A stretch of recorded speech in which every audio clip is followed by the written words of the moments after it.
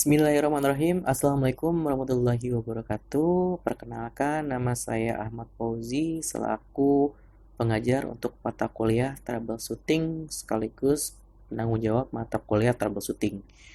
Nah, pada pertemuan pertama untuk mata kuliah troubleshooting akan saya jelaskan mengenai komponen pada sebuah PC atau personal computer. Untuk materi dapat kalian download di deskripsi video saya. Nah, ini adalah untuk kontrak perkuliahannya, ya, kodenya adalah 553 dan juga 4 SKS pada semester 4 pada program studi teknologi komputer. Tujuannya agar mahasiswa dapat mengenal dan memahami bagian-bagian perangkat keras, agar mahasiswa dapat melakukan perakitan dan setting BIOS pada komputer, agar mahasiswa dapat melakukan partisi dan format harddisk, agar mahasiswa dapat memperbaiki dan menguasai troubleshooting khususnya di Windows, agar mahasiswa dapat memahami troubleshooting printer, laptop, dan monitor.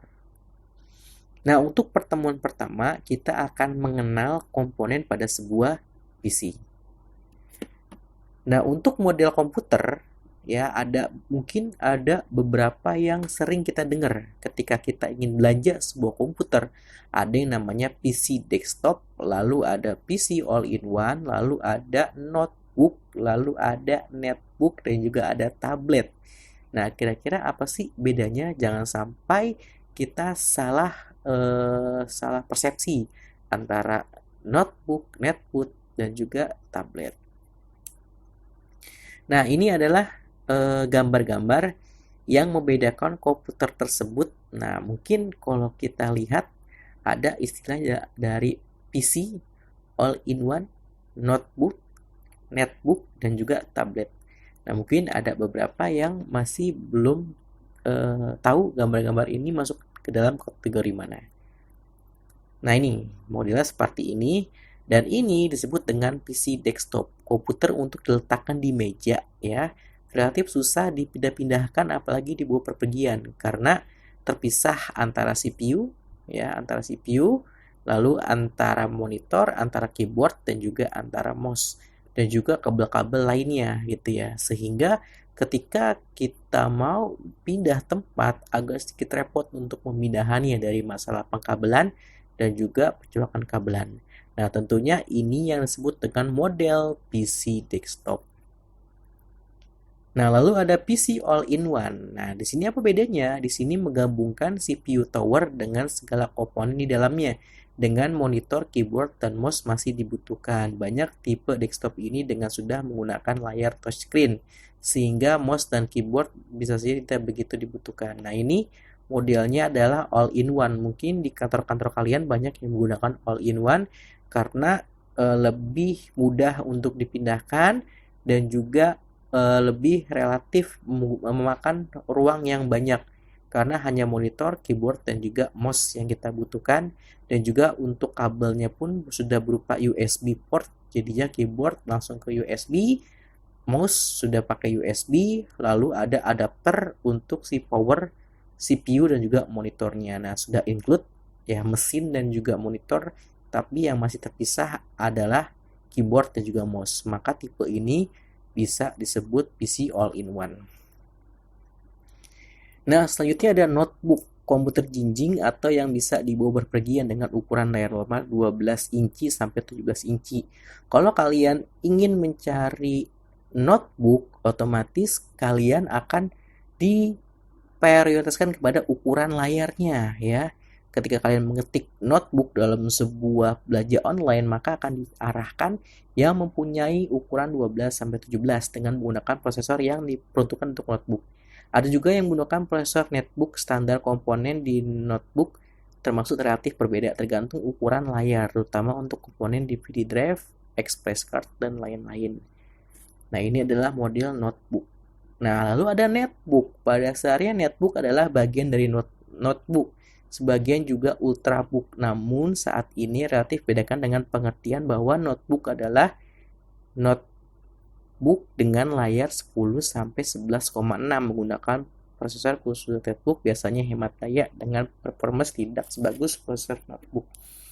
Nah, artinya di netbook ini adalah sebuah eh, komputer yang menggunakan layar 10 sampai 11:6, biasanya hemat hemat hemat energi, tahan lama, lebih tipis untuk ke arah gaming ataupun desain grafis lebih kurang karena mereka itu memakan daya yang cukup banyak.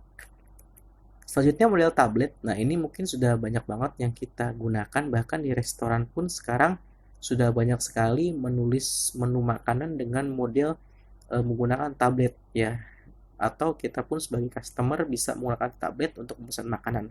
Biasanya tipenya touchscreen ataupun bisa tambahannya bisa kita include dengan menggunakan keyboard eksternal ataupun mouse internal melalui interface dari Bluetooth, dan bisa diinstal berbagai macam operating system. Nah, ini intinya komponen dasar pada sebuah PC desktop ada casing, motherboard, prosesor, memori, hard disk, floppy drive itu jarang, CD-ROM itu sudah jarang, DVD-ROM mungkin ada, lalu kartu add-on, kartu grafis, kartu suara, ya, modem internal, monitor, mouse atau keyboard. Nah, ini adalah komponen dasar pada sebuah PC desktop. Lalu ada casing. Casing itu adalah sebuah wadah bagi perangkat keras, juga berguna untuk melindungi perangkat komputer lain debu dan kotoran yang mungkin bisa merusak hardware komputer lain. Nah, casing ini adalah bagian yang terpenting dalam sebuah PC karena dia sebagai tameng ya, artinya sebagai pelindung untuk hardware yang berada di dalamnya. Kira-kira bisa nggak sebuah PC komputer PC itu tidak menggunakan casing? Tentu ada beberapa yang tidak menggunakan casing. Mungkin kita pernah melihat di sebuah vlogger-vlogger gitu ya, bisa, tapi justru lebih beresiko antara daya listrik yang kemana-mana gitu ya, takut kesetrum ataupun kena air ataupun bisa kejatuhan barang atau benda, maka hardware di dalamnya cenderung lebih rapuh gitu. Nah, makanya casing ini kita gunakan untuk menjaga hardware yang ada di dalamnya. Nah, ini adalah tabel komponen PC ya, power konsumsinya, motherboard, floppy drive, keyboard, segala macam. Nah, inilah yang membuat kenapa komputer PC itu banyak memakan voltase, karena dari motherboardnya aja dia sudah memakai 25 volt. Belum kalau pakai floppy drive, belum kalau pakai CPU controller, belum kalau pakai video card dan selanjutnya. Semakin bagus PC yang kita gunakan, maka nanti akan semakin banyak juga daya listrik yang dikonsumsi. Nah, casing berdasarkan ukuran, ada casing full tower. Nah, casing jenis full tower ini adalah casing komputer terbesar ya di antara casing lainnya. Casing ini bisa untuk menampung semua ukuran motherboard seperti micro ATX atau ATX, ATX, dan XLTX. Biasanya casing di sini digunakan untuk para gamer atau mereka-mereka yang sangat antusias dengan hardware komputer. Semakin besar ukuran dari sebuah tower, maka sirkulasi udaranya akan semakin bagus dan semakin baik. Oleh sebab itu, untuk PC jenis gamer biasanya menggunakan ukuran yang sangat besar-besar karena guna untuk sirkulasi udara yang lebih bagus. Lalu ada mid tower, artinya ini ukuran menengah. Casing mid tower ini memiliki ukuran yang lebih kecil dibandingkan casing full tower, tapi masih bisa menampung motherboard dengan spesifikasi ukuran micro ATX dan ATX.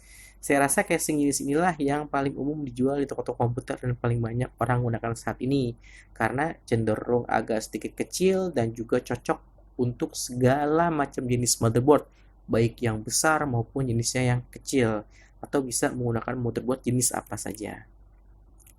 Lalu ada yang kecil, yaitu mini tower. Casing ini ukuran sangat kecil dibandingkan dengan casing mini tower. Casing ini hanya bisa menampung oleh micro ATX, artinya bisa hanya menggunakan motherboard yang kecil gitu ya. Makanya hati-hati juga dalam membeli motherboard dan juga membeli sebuah casingnya. Jangan sampai casingnya malah lebih kecil dibandingkan dengan motherboardnya. Nah, ini adalah salah satu ATX biasanya cenderung untuk kantor-kantor yang memiliki ruang yang terbatas.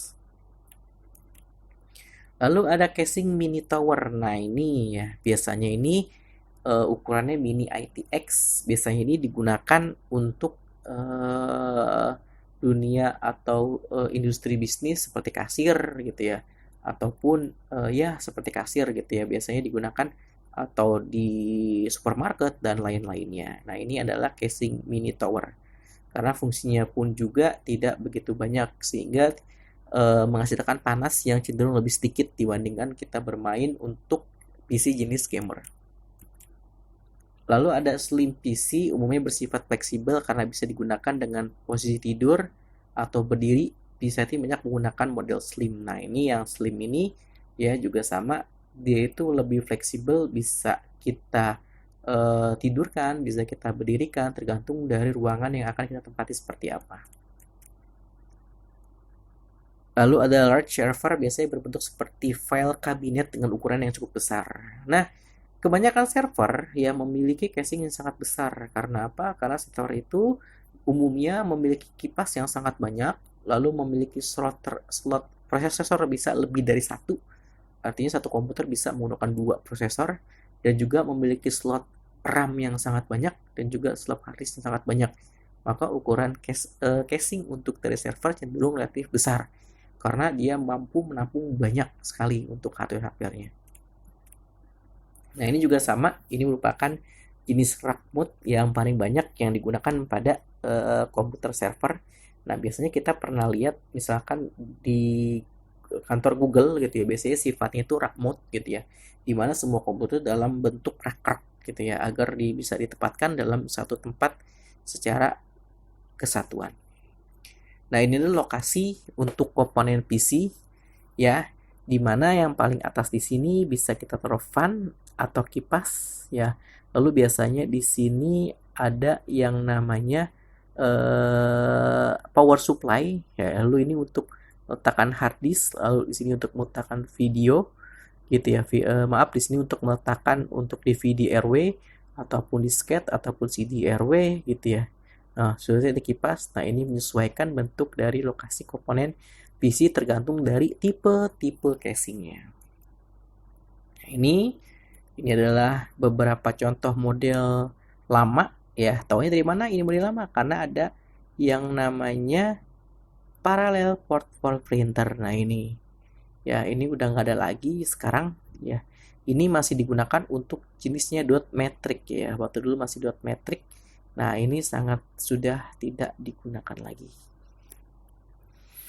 Nah, power supply komputer. Power supply memiliki tugas untuk menyalurkan tenaga listrik atau aliran listrik ke masing-masing hardware. Tidak hanya motherboard saja bisa disuplai untuk seperti DVD RW ataupun hard disk yang notabene membutuhkan operasi atau membutuhkan daya listrik untuk bekerjanya.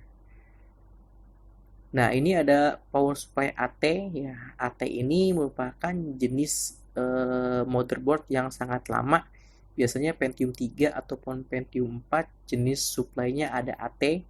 Ya, ini mungkin udah nggak ada lagi. Nah, ini ciri-cirinya ya, ada 12 buah, lalu berkisar antara 250 volt ya dan kurang dari 250 volt. Ya, memiliki turn on off yang tidak otomatis mati saat komputer shutdown. Ya, jadi harus melakukan shutdown dulu ya. Jadinya jadi dia itu nggak langsung mati, harus di offin langsung dari si power supply-nya. Nah, ATX ini merupakan teknologi yang mulai terbaru ya, jenis power supply yang digunakan untuk motherboard komputer jenis ATX merupakan mereka dari Advanced Technology Extended, merupakan teknologi pengembangan dari motherboard AT, dan tentu saja penggunaan motherboard ATX ini juga mempengaruhi perkembangan power supply menjadi power supply ATX. Nah, ini khusus motherboard yang jenisnya adalah ATX. Sudah memiliki sistem off sendiri ya, sehingga hal ini membuat power supply bisa mati secara otomatis ketika komputer melakukan proses shutdown. Nah, dibandingkan dengan AT, kalau AT itu ketika kita shutdown harus dimatikan secara manual, sedangkan ATS ini sudah bisa mati sesuai dengan perintah shutdown dari sebuah sistem.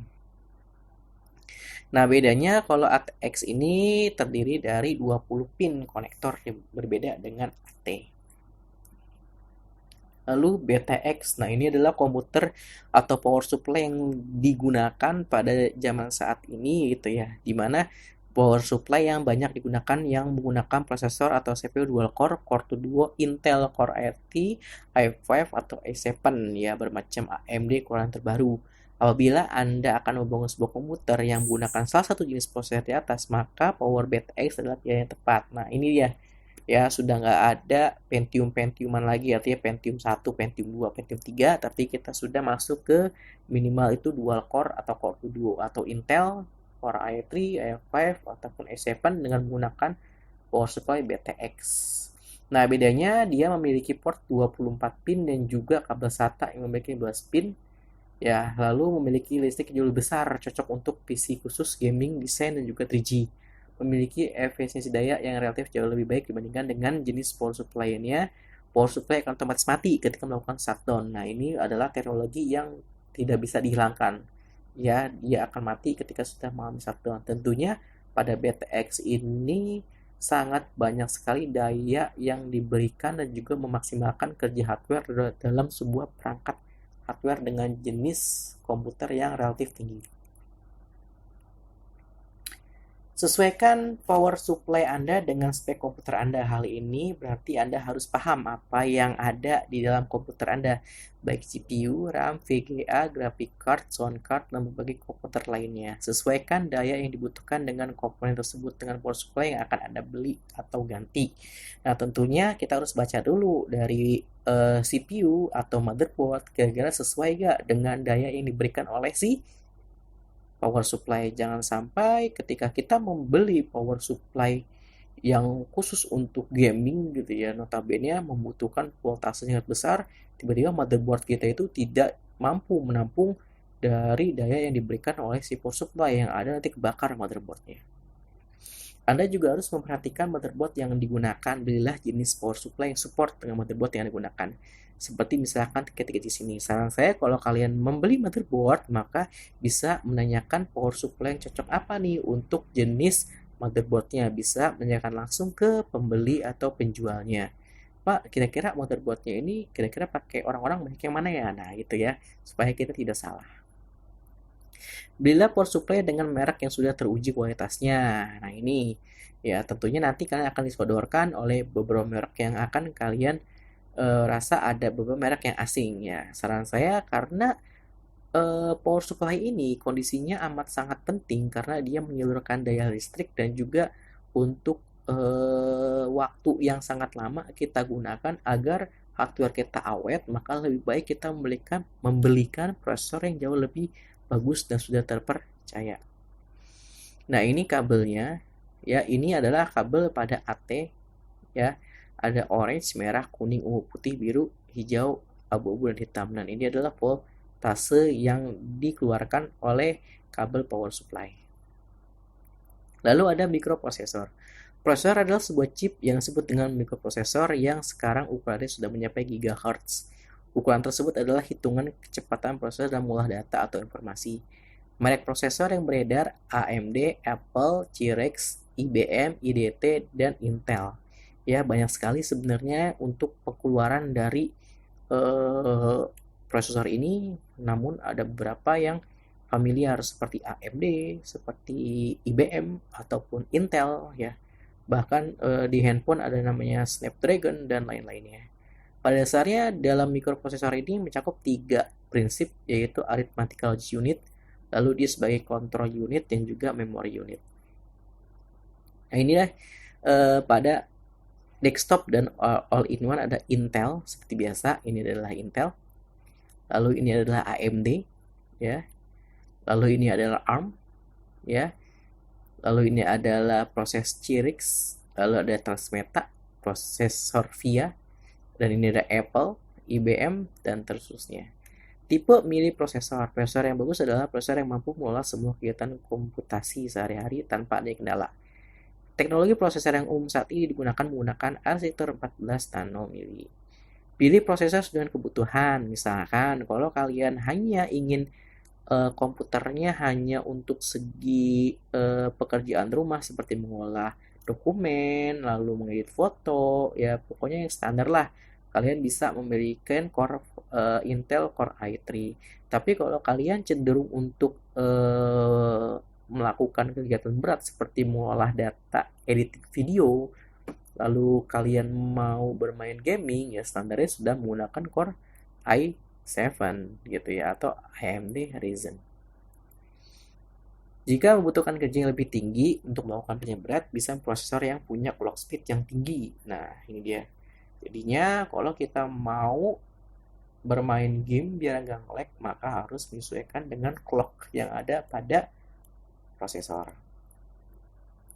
Nah, motherboard juga ada dua, ada Intel, ada AMD. Kalau motherboardnya Intel, maka motherboard ini digunakan khusus untuk prosesor Intel dan juga sebaliknya. Nah, ini soket yang digunakan LGA 775 pada motherboard Intel. Lalu ada soket 478, lalu soket 370. Lalu motherboard AMD ada soket A, ya, biasanya dia sebut dengan soket A. Nah, ini adalah seri-serinya, bisa kalian baca ya. Untuk Intel ada DX, DP, D5, DX, dan seterusnya soketnya LGA. Nah, inilah untuk Intel Media Series. Lalu ini ada Exclusive Series, Classic Series, is motherboard AMD dan chipsetnya. Nah, ini adalah Asus ya, mainboardnya untuk AMD. Lalu ada chipset. Chipset itu ada North Bridge dan South Bridge. Biasanya terletak di sini. Ya, yang dekat prosesor namanya North Bridge, yang dekat dengan RAM namanya South Bridge. Nah, ini adalah tempat untuk prosesor. Ini North Bridge, ini adalah RAM, ini adalah slot PCI, lalu ini adalah South Bridge. Lalu di sini nanti ada sebuah pin group. Nah, ini adalah sebuah USB kontrol panel lainnya, dan ini adalah power supply biasanya untuk si motherboard. Lalu di sini untuk ada yang namanya kabel IDE ataupun kabel SATA di sini semua. Nah, ini ada North Bridge ya, untuk menghubungkan prosesor ke memori dan grafik karena lebih dekat ke arah sana. Lalu ada South Bridge ya, lebih ke arah IDE, USB, dan plug and play. Nah, inilah AMD chipset seriesnya, Intel chipset serinya. Nah, ini adalah RAM, ya abaikan saja karena ini sejarah RAM. Nah, oke, saya skip. Nah, ini adalah memori. Ya, jenis memori ada ROM, BIOS, RAM, EDORAM, FTP-RAM, SRAM, VRAM. Lalu ada hard disk. Nah, hard disk itu banyak sekali jenisnya. Ada yang koneksi, ada yang ID, ada yang SATA, yang membedakan kabelnya. Lalu ada tipe SCSI, biasanya untuk server, dan SSD, solid state drive. Ini yang sudah banyak dan murah juga untuk jenis SSD. Contohnya 120 GB aja sekarang sekitar 300-an. Ya, sangat murah sekali. Silakan kalian coba ganti hard disk kalian dengan SSD, saya jamin sangat cepat sekali. Kartu grafis ada menggunakan PCI, ada menggunakan AGP. Ya, AGP ini biasanya port khusus untuk kartu grafis, sedangkan PCI ini masih port umum. Nah, ini dia 3G GeForce. Nah, ini Radeon. Biasa ATI Radeon adalah pasangan dari AMD.